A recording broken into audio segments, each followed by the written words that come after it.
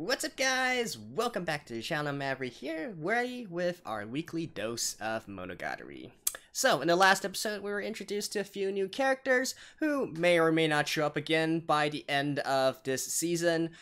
Considering how the Monogatari series goes, I honestly wouldn't be surprised if they were just simply introduced here and then we know of them, or there's more story with them in the next season, right? Especially since right now I'm thinking that probably we're gonna see Araragi running around doing some of his usual shenanigans with the other girls of the harem, right? We got to Mayoi and Kambaru last episode. And Karen as well, of course. So, we're missing the rest of the gang, right? So, I'm assuming that this episode is probably going to be more of the same fluff, but hilarious fluff. Anyways, let's get right into it. Alright, let's begin in 3, 2, 1, play. I haven't forgotten about Tsukihi, by the way. Even though there's getting less and less time for her to appear.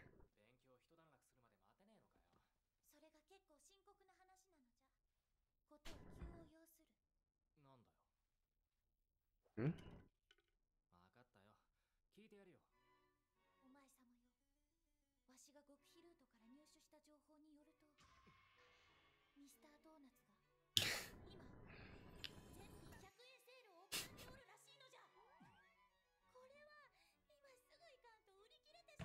How much do you love donuts, little girl?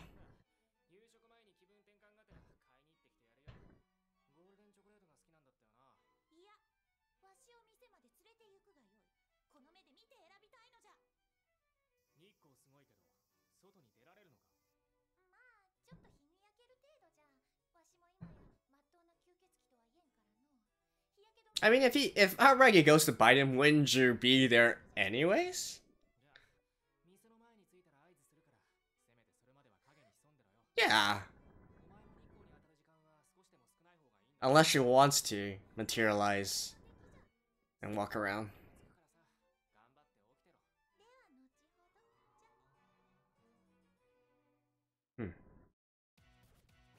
Is Araragi going to be able to get to the donut shop in time, or is he gonna get sidetracked by the other characters?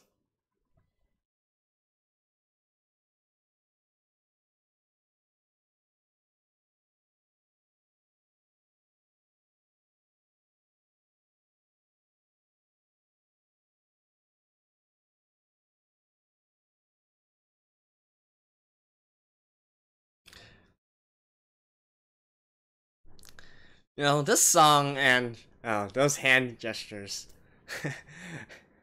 I think they get more and more catchy the more I see them. Like, I wasn't exactly all that hyped on this song at first, but I gotta say, it's a catchy tune.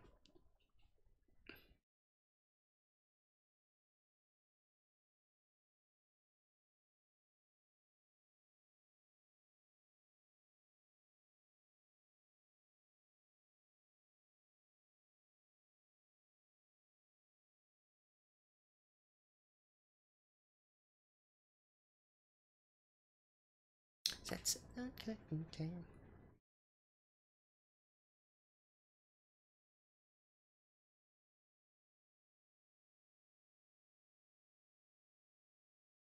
Discotheque.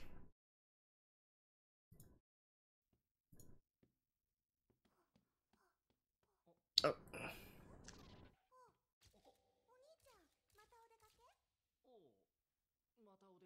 Hmm?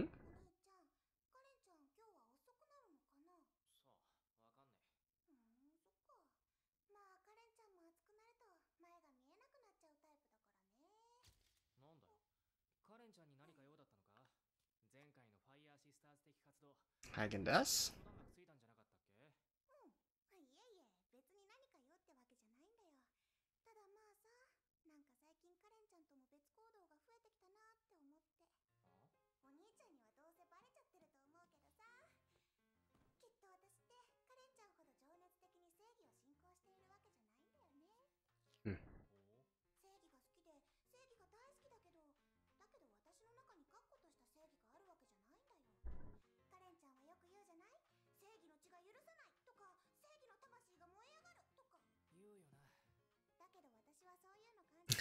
And instantly sidetracked.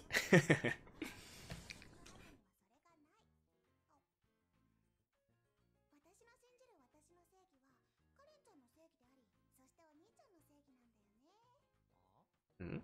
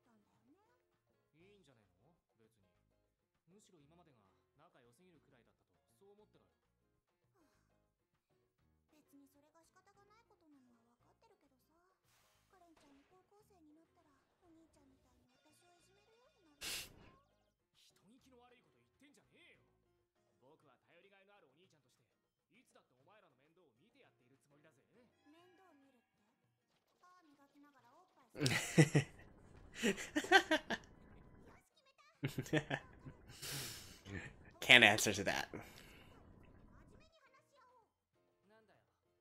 Hey, if she likes it, that's helping, right?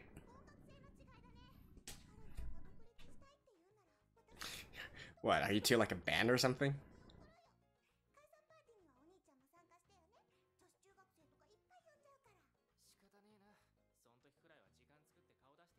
I think disbanding party would be better than farewell party there, as translation.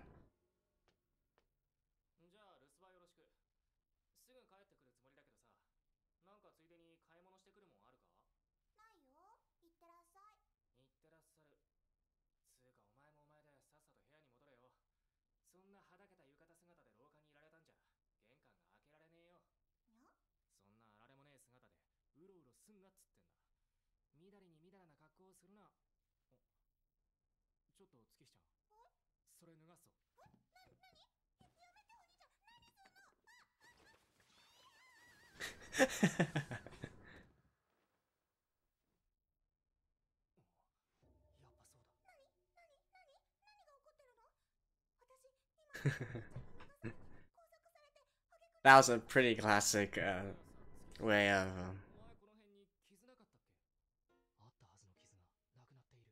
Oh.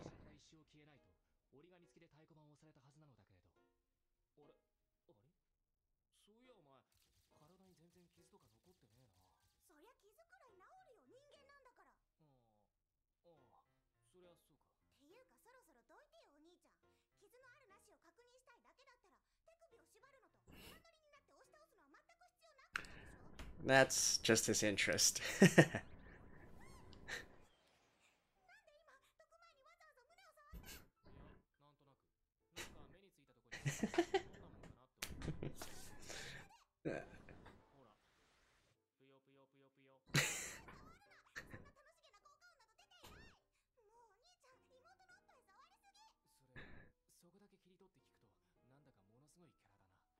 No, you're really strange, Araragi.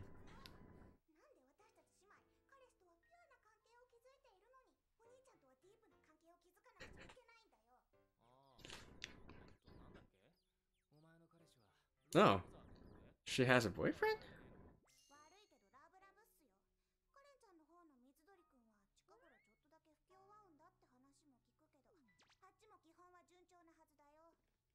Really?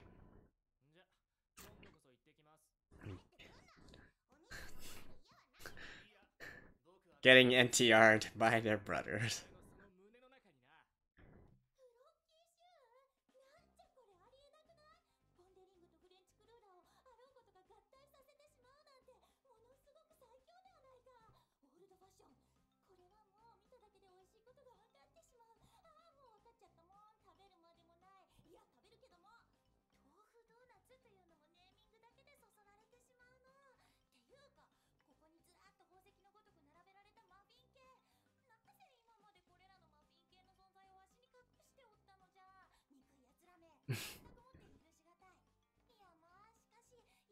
Mr. Donut.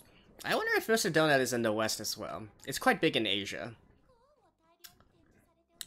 And Krispy Kreme, not so much.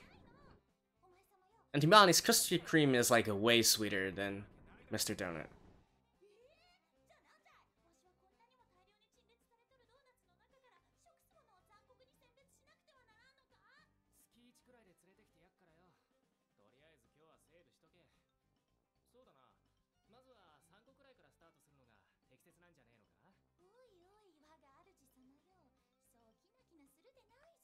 Free?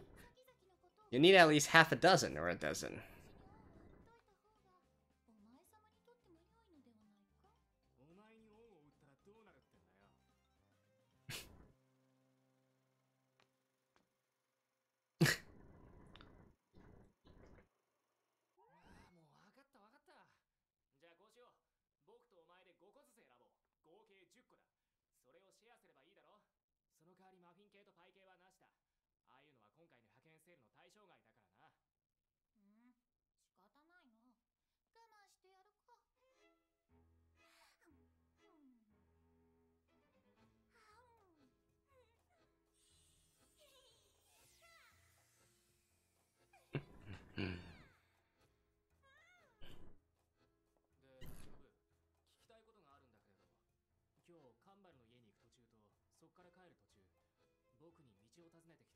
Ooh.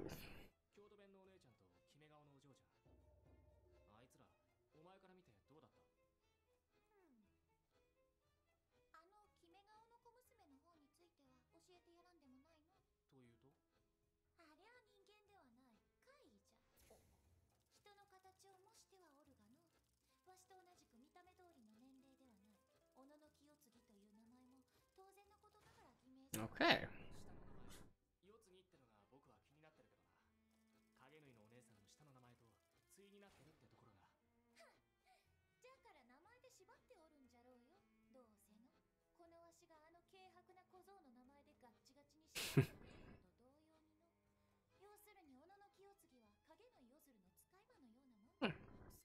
There's familiars.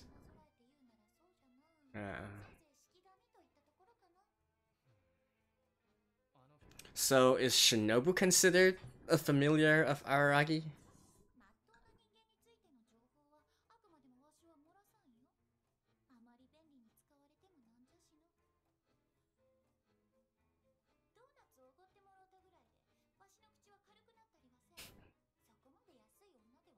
He can order you, right?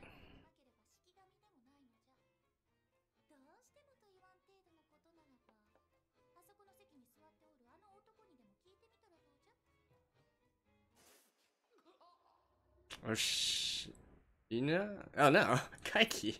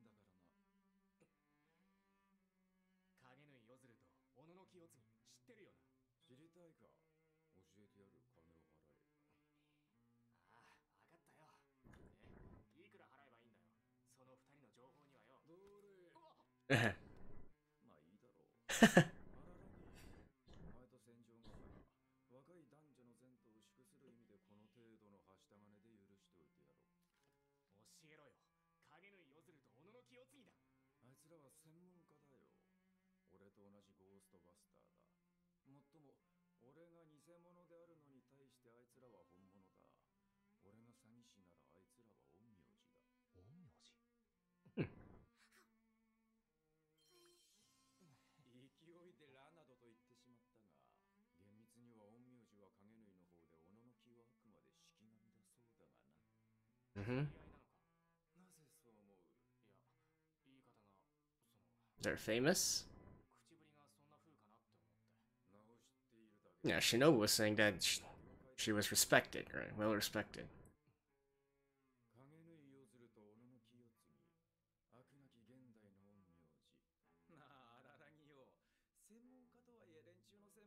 常に狭い。ツーマンセルの専門は不死身の怪なんだぜ。不死身の怪。不死身の怪異を専門にする陰陽師か。やれやれ。標的は僕とお前ってことになるんだろうな、やっぱり。わしとお前様が標的な。Probably not. Yeah, if you were, they would have. わしは死ぬほど食うてきた。わしもわしで立派な不死身殺し。 Yeah, if they were, they would have 不死身も何も怪異は been attacked immediately, right? ああ、まあ生きてねえもんに不死身も何もねえよな。だったら怪異は全部不死身みてえなもんなのか。でもそういう定義論はともかくとしてさ、僕たちが標的とは限らないって言うんだったら、忍、お前はこの町に僕たち以外に吸血鬼がいるかもしれないって言いたいのかな。 Well, who said only vampires could be? Yeah.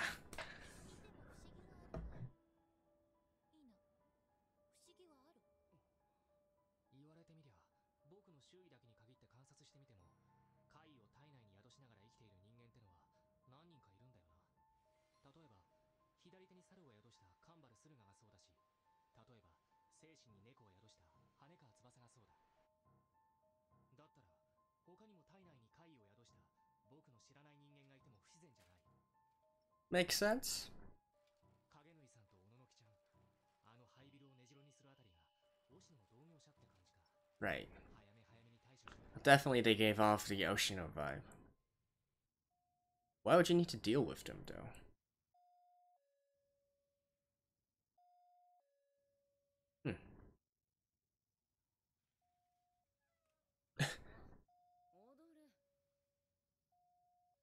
どうも。まず礼を言うとかなあかんねや。踊れの言う通りに進んだら栄光塾にはちゃんとつけたわ。その上ほんまに世継ぎにも教えてくれたそうやん。すみません。はっきりさせておきたいことがあるんですけれど。あなたたち二人は僕とこいつを退治するためにこの町に来たんですよね。この世にあるまじき不死身とその眷属として僕たちを殺しに来たんですよね。 No. 二人続けて道を聞いてきたのも偶然なんかじゃなくて、あれは様子見みたいなものだった。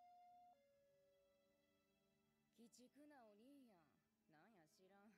踊れ勘違いしとるみたいやな。鉄血にして熱血にして冷血の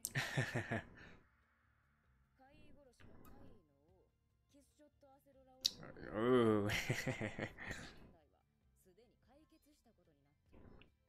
ちょっと後遺症が残っとる程度の普通の人間に対してリソースを避けるほどうちどもの業界も閑古鳥が泣いてへんわ。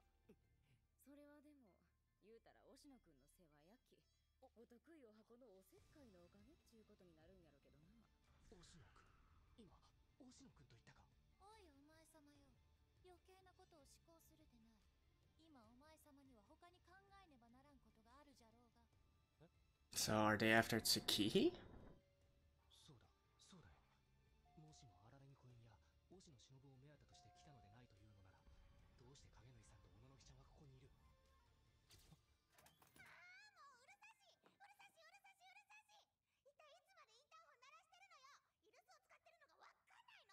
アンリミテッドルールブック。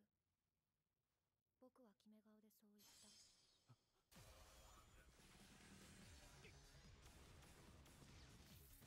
Oof.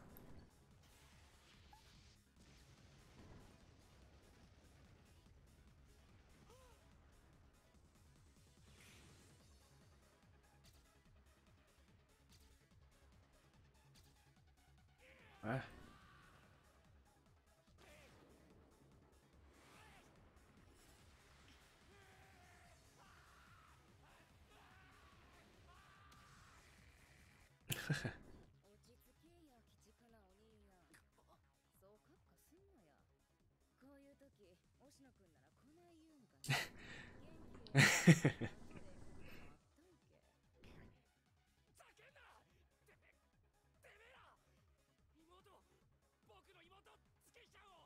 No, she's probably not dead. なんやあの子踊れの妹か。あ、そうか。そういや踊れも荒らぎやったな。ただの同性やと思っとったけど。そうかいな。情報にノイズがあったっ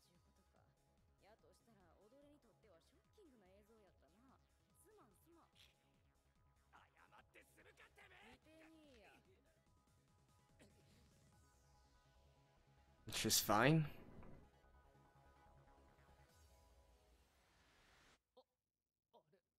鬼のお兄ちゃん、あなたはよくよく不死身の怪異に縁があるようだね。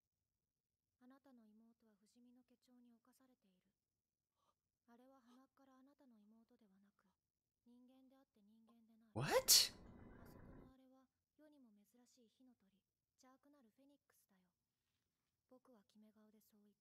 やめえ、ウヌラ。それ以上の狼藉は許さぬ。ウヌラとて、ここでこれ以上の騒ぎを起こすことを望んでおるわけではなかろうよ。うちは別にかめへんけど、時と場合を考慮するほどうちはお利口さんやないからな。中華許さん言うて、今の踊れに何ができるっちゅうねん。吸血鬼。元吸血鬼。スキルをなくした踊れなんぞ、うちにとってはまるで脅威やないで。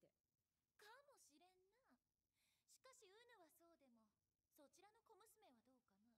わしのエナジードレイに耐えきれるほどの強力な怪異とはとても思えぬが、そしてそやつを吸い切ればウヌとも十分わしは渡り合えるのではないかの。はったりだ。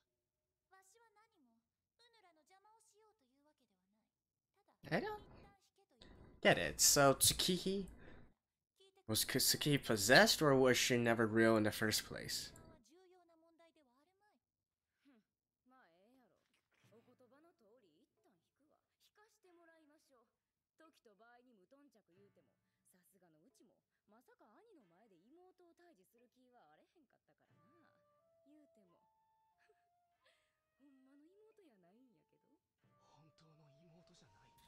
偽物の妹。Oh, okay, so that's where the name of this series comes from. 伝説の吸血鬼に敬意を表して、その時間を与えたるわ。そのあっぱれなハったりに騙されといたらさ、心の準備でも体の支度でも何でもせえや。明日また来るわ。 But seriously, this girl probably at least うちらは星野くんほど甘くはない。 on the same level as Ashino, right? 邪魔立てしよう言うんなら、無害認定なんだしかと決めて踊れらごと始末したるわ。ほな。なんで月下を狙うんだ。月下にはあなたたちから狙われる理由なんか。あるやん。ありゃ怪異やで。化け物や。化け物の偽物が人間の家族に混じって人間のふりして人間を騙して生きとんやで。そういうのを指してな。うちらは悪言うねん。うちら正義の味方としちゃ見過ごせんよ。そないな詐欺はな、許せんよ。 Funny that the entire thing comes back to justice in the end. Interesting. Alright. I'll see if I missed anything, and if not, I'll see you guys after this. Well, I certainly look like an idiot now, considering all the predictions I made in the last episode and this one as well. So we actually got directly into Tsukihi's story, and those two, Kagenui and Ononoki, were actually quite relevant both in this series and immediately, right? And most of all, the one thing that I was definitely not expecting at all was for Tsukihi to actually not be a real human after all. Like, wow, I definitely did not see them going there. That she was actually, when they say Tsukihi Phoenix, it's not that she was possessed by a phoenix or whatnot, or similar to all the other girls, but she herself is not quite human, right? How is that actually going to work? I mean, okay. I mean, they did give plenty of hints there. Don't get me wrong. They include, well, within this episode anyways, saying that, those two were hunting immortal creatures, and, Phoenix, immortal, yada yada. And of course, the little clue at the beginning as well with the healing wounds. Although I think that came a little bit too late. Honestly, I went back and checked, and even back in episode 1, the scar was already gone. I don't know if it's deliberate or they missed something or whatnot, but it was never there in episode 1 either. So in order for that to actually be a sort of hidden storyline, I think they might have, it would have been better to make a reference to that maybe even earlier instead of just within this episode, right? But yeah, and another thing that I really like about this so far is the fact that the author managed to actually use the topic of Nisei in as many places as possible, right? We got the fake with Kaiki, right? And how he says he's a fake, he's a con man. And then we also got the Nisei in regards to, the fake in regards to the Fire Sisters justice, right? We got a sort of, it was sort of revolving around this concept of being fake as well, and now a fake sister, right? Tsukihi herself is a fake. So they definitely got a lot of usage out of the main topic this time in Nisemonogatari. And yeah, not only that, but also we've come full circle in regards to the entire, justice kind of concept here, right? First it was Karen. Well, in fact, you can even say both of the sisters really revolves around this word, right? One is Karen, her brand of justice, her sense of justice versus Araragi's, and then now we got the sort of justice of Kagenui and Ononoki, right? They are the good guy. They consider themselves to be the good guys, exterminating these creatures, monsters, if you will. But is that really justice or not, right? I love how this is also a consistent theme throughout this series as well. Now, so, okay, in regards to the actual story, how exactly is Araragi going to get out of this situation, right? Because I kind of don't think that they can take on, both him and Shinobu can take on Kagenui and Ononoki heads on. They seem to be really, really strong, especially considering that they seem to be on par or perhaps even more powerful than Oshino. And Oshino himself, I was super impressed by back in Kizu, right?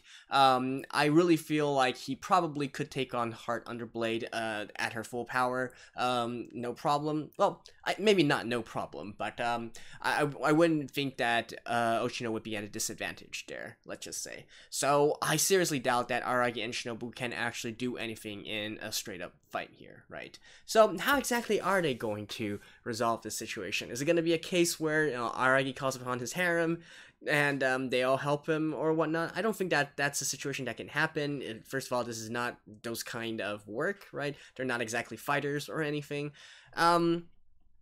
And obviously, like I said, taking them heads on is quite ridiculous as well. So I do kind of wonder if the final resolution would be something more of a debating win. And what I mean by this is that we see in this episode that these two have their sense of justice, right?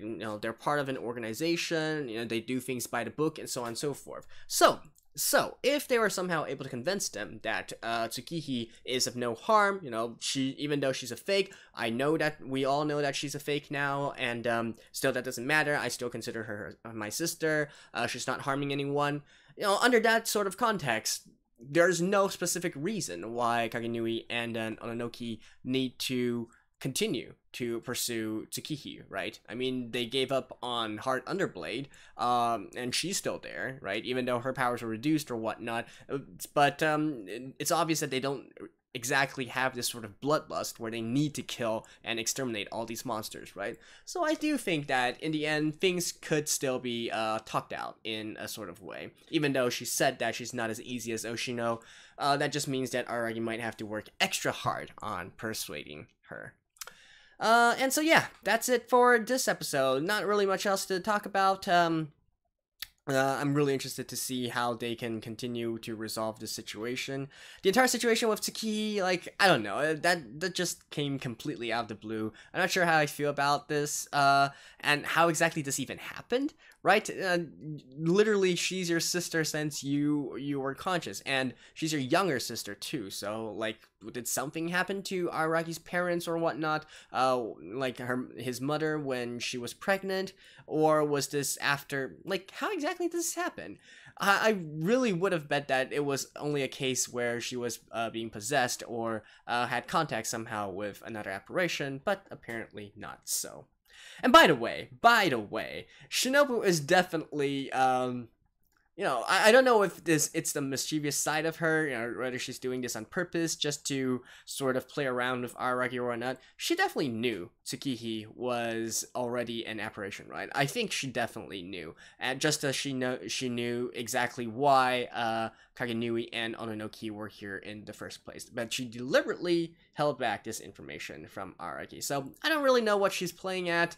Maybe she just considered this entertainment, but it would be really strange if Araragi did not call out Shinobu on this in the next episode. So consider this as I guess my sort of small prediction for this episode and the next one. So there we go. That's it for today. I hope I'll see you guys next week as well. Stay tuned and stay safe. Bye bye.